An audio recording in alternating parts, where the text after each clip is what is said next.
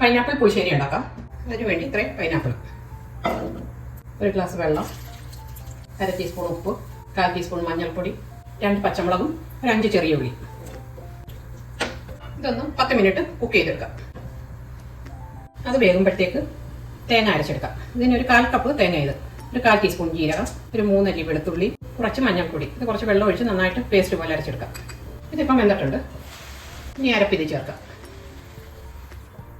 നന്നായിട്ട് ഇതൊന്ന് ചൂടായിട്ട് ഓഫാക്കാം. ഒരു 1/4 ടീസ്പൂണിൻ്റെ പകുതി ഉലുവാപ്പൊടി ചേർക്കാം.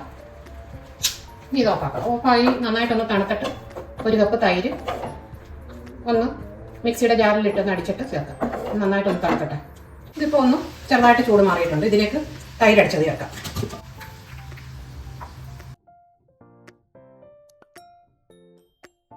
ഇനി കടുക് വറുക്കാം.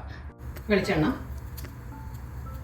ഒരു 1.5 ടേബിൾ സ്പൂൺ വെളിച്ചെണ്ണ, 1/4 ടീസ്പൂൺ കടുക്, ഉണക്കമുളക്, കറിവേപ്പില, ചെറിയ ഉള്ളി.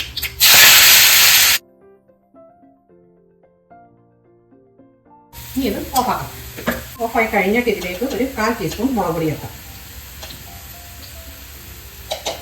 കടുക് വറുത്തത് ഇനി ഇതിലേക്ക് ഒരു ബൗളിലേക്ക് മാറ്റിയത് ഇനി കടുക് വറുത്തതിലേക്ക് ഇടാം.